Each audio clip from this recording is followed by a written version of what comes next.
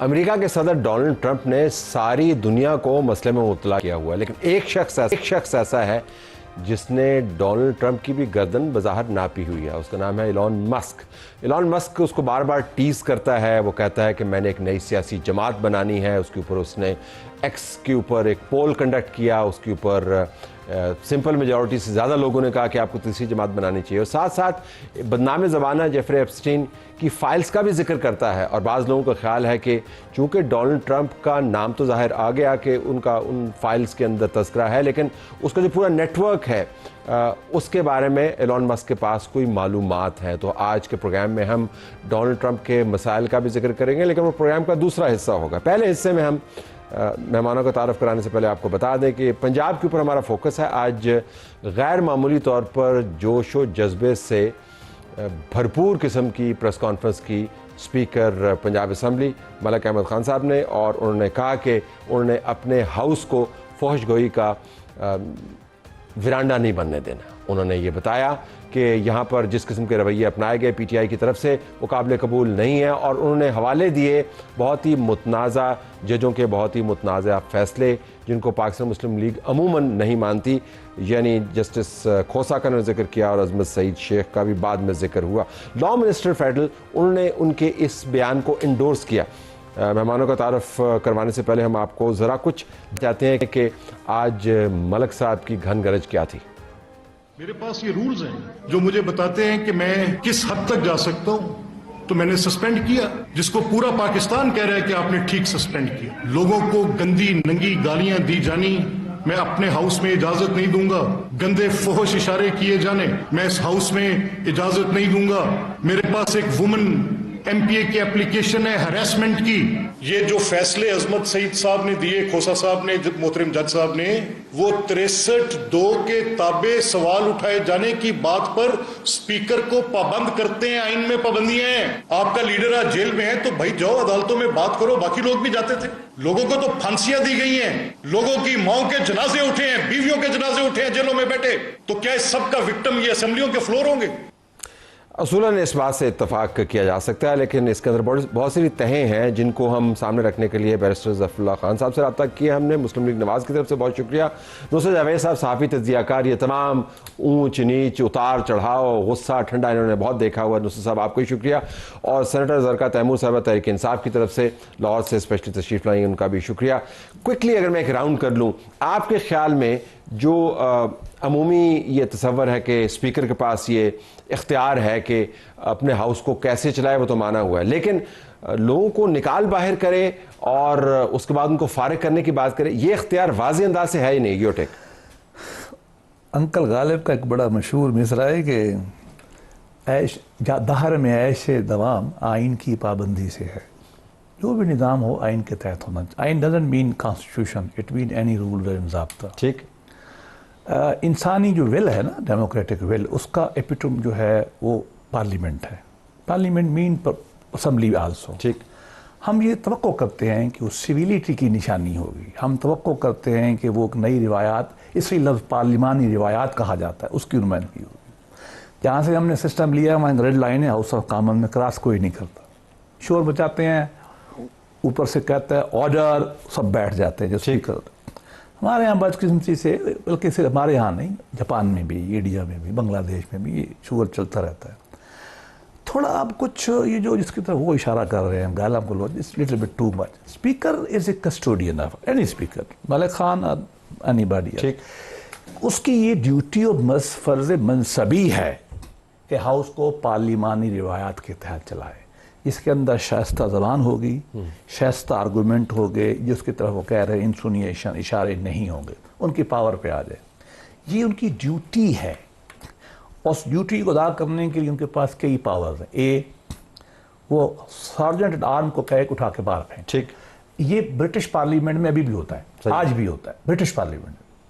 Escort करके लेके जाते हैं, हाँ, पकड़ के वो मतलब हमारे यहाँ पे उठाने की तरह तशरीह कुछ और हो जाती है, तो इसमें बताना जरूरी है। हाँ, you are right. That mean mister honourable, वो कहते हैं ऑनरेबल मिस्टर मेंबर, ऑनरेबल तरीके से चले जाते। ठीक।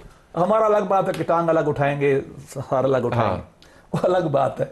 ये फर्क है हमारा और। ठीक है। और दूसरा ये है कि वो बोलने पे बैन लगा सकता है, वो मेंबरशिप सस्पेंड कर सकता है, गलत सही अलग बहस है, ये उसकी स्टैट्यूटरी पावर्स है, डिस्क्वालीफाई नहीं कर सकता। ठीक, वो उसको रेफरेंस भेजना पड़ेगा, वो पावर सिर्फ और सिर्फ मेरी रात की राय में सुप्रीम कोर्ट ऑफ पाकिस्तान को भी नहीं है, ये इलेक्शन कमीशन ऑफ पाकिस्तान को। अच्छा, रेफरेंस भेजने की बुनियाद भी डिटर्मिन, बोले उसके ऊपर आते ये हैं वो कि- तो आइन में एक्ट में लिखा हुआ है। ठीक।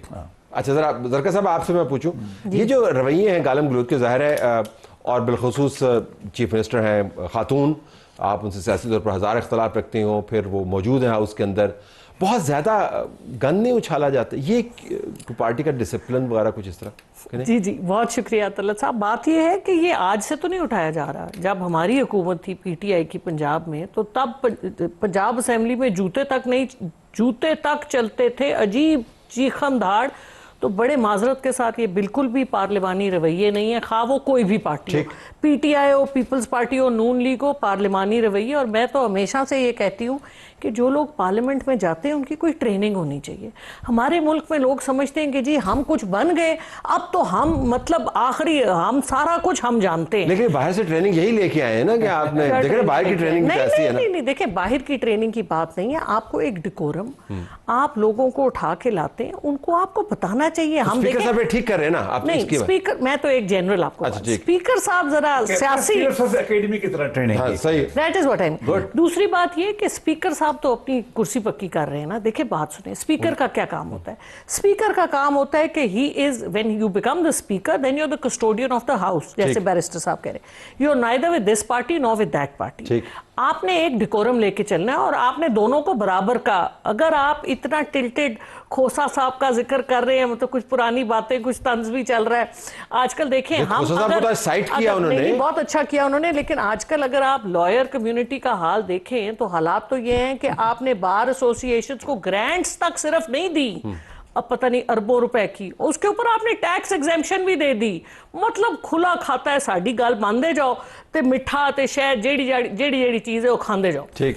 तो ये इन हालात में तो ठीक है, लेकिन मैं देखिए, और ख़वातीन के हवाले से हमारी जो चीफ मिनिस्टर साहब है, मैं तो बिल्कुल उनके ऊपर मैं कहती हूँ तनकीद करनी नहीं चाहिए, इसलिए क्योंकि 3 मर्द चीफ मिनिस्टर हैं, she is the only woman chief minister. तो हमारे मुल्क में और वैसे भी दुनिया में खातून को तो एवं ही टारगेट किया जाता है ना। ठीक है। सो मैं कहती हूँ पहले 3 मर्द चीफ मिनिस्टर्स को टारगेट करें, उसके बाद आप खातून पे आए। ठीक, अच्छा उसके ऊपर आते हैं जरा नहीं, मैं वैसे जनरली बात I agree, इसके ऊपर वापस आएगी। ये आपने I वैसे agree। एक तो जरा बहुत ज्यादा जज्बाती हो रहे थे, तो इनका मानना है कि अपनी कुर्सी के चक्कर में है स्पीकर वो साहब, convince ऐसा करें ना ऐसा कि ऐसा मैं ही बनता अच्छा था हूं उनका। सबसे। देखिए जी, इनका प्रॉब्लम ये रहा है कि एक तो सबसे पहली बात यानी कि डिस्क्लेमर, ठीक है। इनके वालिद साहब के साथ मेरी बहुत यानी अच्छे ताल्लुकात थे जब वो डिप्टी चेयरमैन थे, और मैंने उन्हें हमेशा एक बड़ा अच्छा महज़्ज़ब भी तस्वुर किया है खान साहब को जब भी, और लंदन से पढ़ के आए हैं, बड़े महज़्ज़ब हैं, बड़े खलीक हैं। तो लेकिन बात यह है कि मुकाफ़ात अमल होता है। दूसरा, ये जो असम्बलियाँ हैं, ये सुना गया है कि ये जैसे आप होते हैं, ये आवाम की नुमाइंदा होती है ना, हमारे कल्चर को नुमाइंदगी करती हैं। अब जापान और कोरिया अदरवाइज़ कितने हिरार्कियल सोसाइटीज़ हैं, तो उनकी असम्बलियों में क्या क्या नहीं हुआ। तो हम तो वैसे ही छांगे मांगे तंगली तलांगे किस्म के, अगर हम सही पंजाबी हैं तो। मतलब मैं मिसाल के तौर पर मैं वो मुहावरा सुना रहा हूँ जो मेरी माँ ने, आपकी माँ ने, हर पंजाबी माँ ने वो भी सुना होगा, हमारे दादा ने सुना होगा कि माझे वड़दियाँ ये पग नूं मार कच्छा ते डाकू कोई ना शहर कसूर दिया। अब अच्छा, दिन नूं रात मलंगी था तो रात नूं राज फरंगी था। तो मलंगी कहाँ का था, निज़ाम लोहार कहाँ का था? क्योंकि निज़ाम लोहार के अंदर पार्लियामान नहीं थी, जमहूरी रवैया नहीं थे, इंतखाब नहीं था, चुनाव नहीं था। अभी कहाँ है? ये हमने कहाँ से फैसला कर लिया? देखिए, ये जो बात फरमा रही हैं, देखिए कितनी अच्छी बात है कि पीटीआई की रिप्रेजेंटेटिव एक सेनेटर फरमा रही हैं कि एक खातून वज़ीर आला एहतराम की मुस्तहक है। ये अपनी ही जमात के लोगों ने, जिन्होंने इस तरह किया, ये बड़ी बात है, we really appreciate this fact। ये यानी कि बड़ापन है इनका। ये कह रही हैं I totally agree with her. यही बात खान साहब को ज़रा थोड़ा सा ठंडे अंदाज में, इनको प्रॉब्लम ये हो रहा है कि इब्तदाई ज़माने में, आपको याद होगा मुस्लिम लीग जब अपोजिशन में थी तो एक झगड़ा शुरू हुआ था, हंगामा हुआ था कि ये मामला असम्बली में भेजा जाए या केस पे किया जाए, उन दिनों इनकी वफादारियां ज़्यादा शहबाज साहब की तरफ थी, मोहब्बत ज़्यादा वो उनके साथ थी हमज़ा साहब के साथ। अब ज़रा उसको भी कॉम्पनसेट करना है। वैसे अगर ख़ातून का एहतराम करना ज़रूरी है तो मेरे प्यारे भाई बेगम वो बेनज़ीर भुट्टो साहबा वज़ीर आज़म थी, तो कौन चढ़ा था जब फ़ारूक लगारी साहब तकरीर फरमा रहे थे और किसने उनके ऊपर चूड़ियाँ फेंकी थी। अल्लाह उन्हें सेहत दे, आजकल बीमार हैं मीना दौलत जी जी बिल्कुल, दुपट्टा चूड़ियाँ, और वो इन्हीं की जमात थी। अच्छा, अब जरा और फिर जब बीवी उठ के जाती थी तो उनकी सब्ज कमीज के बाद देख के आवाज़ें कहाँ से, कौन से हल्के से और किस जमात से आती और थी। सबसे ऊंची आवाज़ तो खैर मेरा अपना ये ख्याल है शेख साहब कि ये जो फरमा रहे हैं, as custodian of the house, last thing you have the right to do this, call the sergeant of arm, जो भी बिहेव नहीं कर रहा निकाल दे उसको। थ्रो दम।